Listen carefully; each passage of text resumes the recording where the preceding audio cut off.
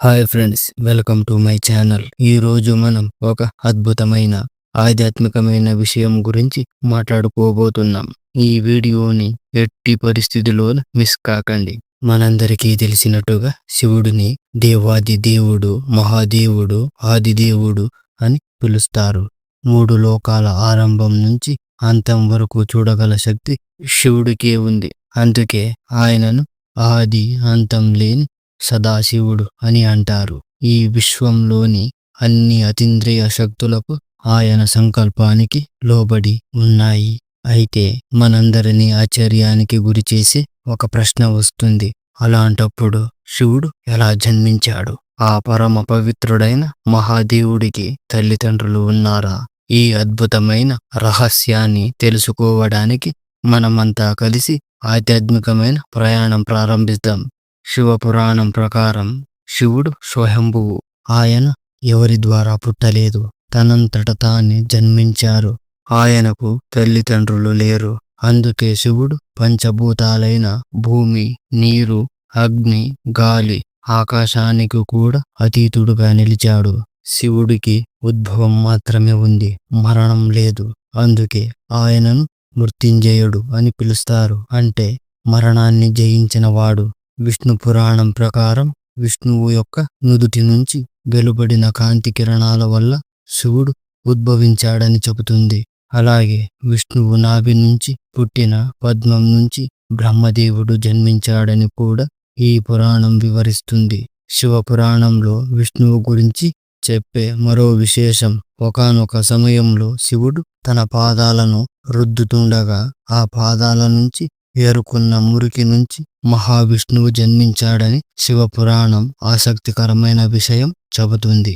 శివుడు, విష్ణువు, ఈ సృష్టికి సంబంధించిన కథలు ఎవరు గొప్ప అంటే ఈ స్పష్టమైన సమాధానం రావడం చాలా కష్టం. అయితే శివుడు పుట్టుక గురించి మరో ప్రసిద్ధి కథ ఉంది. ఒకసారి బ్రహ్మ తమలో ఎవరు గొప్ప అని గొడవ పడ్డారు. బ్రహ్మ అన్నాడు, నేనే గొప్పవాడిని, ఎందుకంటే ఈ విశ్వానికి సృష్టికర్తను నేనే.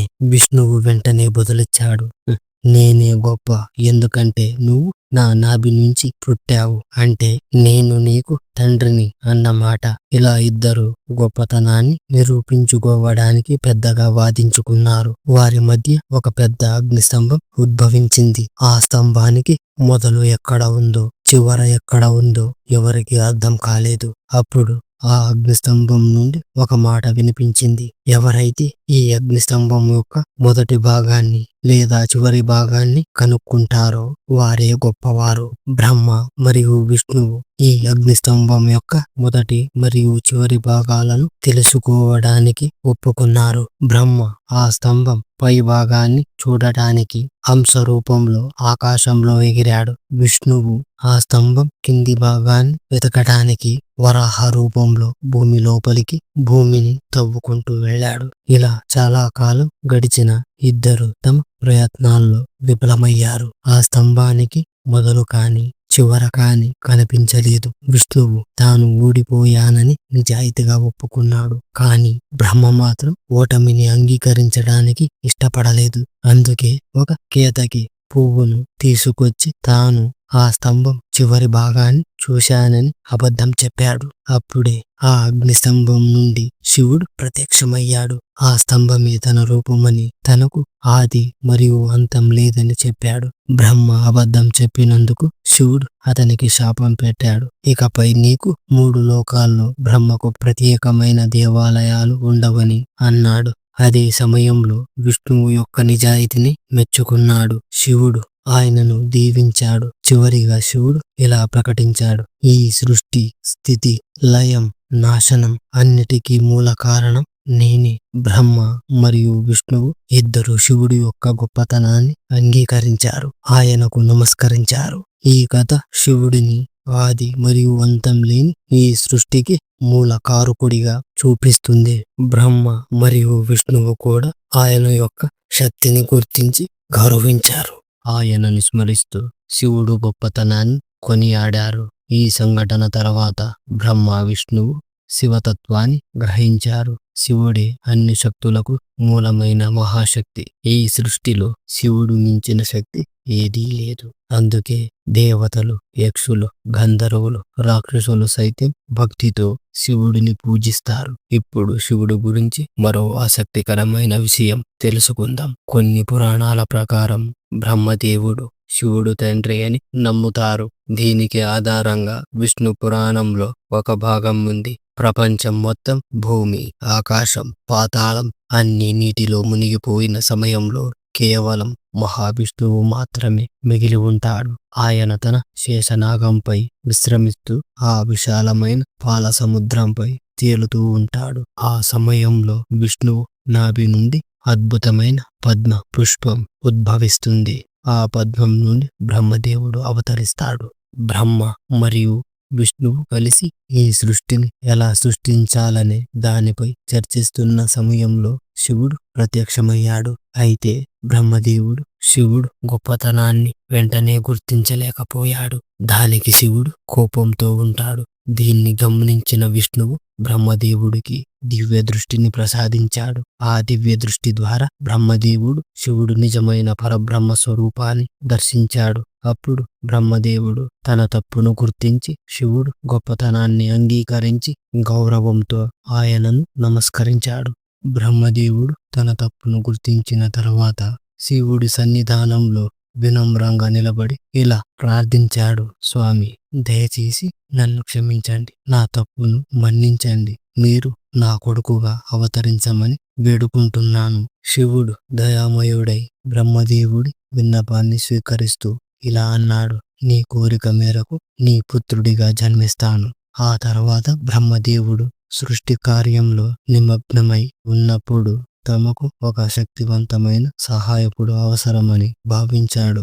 అప్పుడు శివుడు ఇచ్చిన వాగ్దానం గుర్తుకొచ్చింది. బ్రహ్మదేవుడు భక్తితో శివుడిని ప్రార్థించగా శివుడు ఒక శిశువు రూపంలో బ్రహ్మదేవుడి ఒడిలో ప్రత్యక్షమయ్యాడు. ఆ బిడ్డ నిరంతరం ఏడుస్తూ ఉన్నాడు. బ్రహ్మదేవుడు ఆశ్చర్యంతో అడిగాడు, బాలా, నువ్వు ఎందుకు ఇలా ఏడుస్తున్నావు? ఆ శిశువు మృదువైన స్వరంతో ఇలా సమాధానమిచ్చాడు, నువ్వు నాకు ఇంతవరకు పేరు పెట్టలేదు, అందుకే ఏడుస్తున్నాను. అప్పుడు బ్రహ్మదేవుడు ఆ బిడ్డకు రుద్రుడు అని పేరు పెట్టాడు.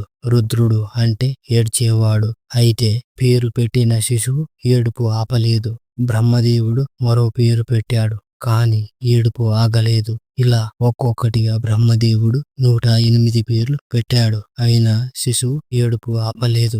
ఈ విధంగా శివ పురాణం ప్రకారం శివుడికి 108 పవిత్రమైన పేర్లు ఏర్పడ్డాయి. ఈ 108 పేర్లు ప్రపంచవ్యాప్తంగా వ్యాపించి భక్తులచే పఠించబడుతూ శివుని మహిమను చాటుతున్నాయి. శ్రీమద్దేవి భాగవత పురాణంలో శివుని తల్లిదండ్రుల గురించి ఒక అద్భుతమైన రహస్యం వెల్లడయ్యింది. ఒకసారి నారద మహర్షి తండ్రి బ్రహ్మదేవుడిని ఇలా ప్రశ్నించాడు, తండ్రి, ఈ విశ్వాన్ని ఎవరు సృష్టించారు?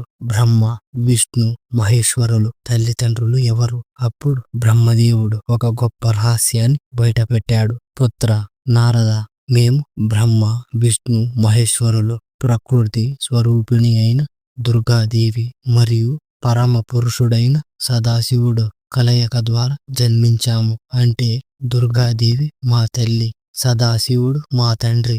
బ్రహ్మదేవుడు మరింత స్పష్టంగా వివరిస్తూ ఇలా అన్నాడు, మా తండ్రి సదాశివుడు ఈ సృష్టి యొక్క బాధ్యతను నాకు అప్పగించాడు. సృష్టి, స్థితి, లయ ఈ 3 కార్యాలు సదాశివుడు మరియు దుర్గాదేవి సంకల్పంతోనే జరిగాయి. బ్రహ్మదేవుడు నారదునితో ఈ అద్భుతమైన రహస్యాన్ని పంచుకుంటూ ఇలా అన్నాడు, కుమార నారద, మా తండ్రి పరమ పురుషుడు సదాశివుడు.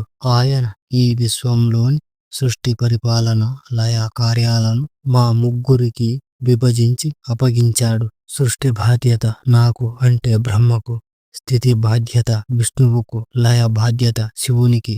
ఈ విధంగా సదాశివుడు మరియు దుర్గాదేవి ఈ విశ్వానికి మూల కారణమని బ్రహ్మ, విష్ణు, మహేశ్వరులు వారి సంకల్పం ఫలమని దేవి భాగవత పురాణం వివరిస్తుంది. సదాశివుని సౌందర్యం వర్ణాతీతం. ఆయనకు 5 దివ్యమైన ముఖాలు ఉన్నాయి. ఈశాన ముఖం, తత్పురుష ముఖం, వామదేవ ముఖం, అఘోర ముఖం, సద్యోజాత ముఖం. ప్రతి ముఖం నుండి ఒక పవిత్ర ధ్వని ఉద్భవించింది. ఈశాన ముఖం నుండి ఆకారం, తత్పురుష ముఖం నుండి ఓంకారం, వామదేవ ముఖం నుండి మాకారం, అఘోర ముఖం నుండి బిందువు సూక్ష్మ శబ్దం, సద్యోజాత ముఖం నుండి నాదం. ఈ 5 ధ్వనులు కలిస్తే ఒక గంభీరమైన దివ్యమైన శబ్దాన్ని రూపొందించాయి. ఓంకారం. ఓంకారం అనేది సదాశివుని సాక్షాత్కార రూపం. ఇది సమస్త లోకాలకు మూలమైన ప్రధాన శబ్దం. ఈ శబ్ద భ్రమలను తొలగించి మోక్ష మార్గంలో నడిపిస్తుంది. అందుకే బ్రహ్మ, విష్ణు, మహేశ్వరులు ప్రతిరోజు ఓంకారం ధ్వనిని జపిస్తూ సదాశివుని మహిమమాయ స్వరూపాన్ని స్మరిస్తారు. సదాశివుని శక్తిని మించిన శక్తి ఈ సృష్టిలో లేదు. ఆయనే శాశ్వతుడు, సర్వోన్నతుడు. హిందూ సాంప్రదాయంలో భక్తులు శివుడిని అపారమైన భక్తితో ఆరాధిస్తారు.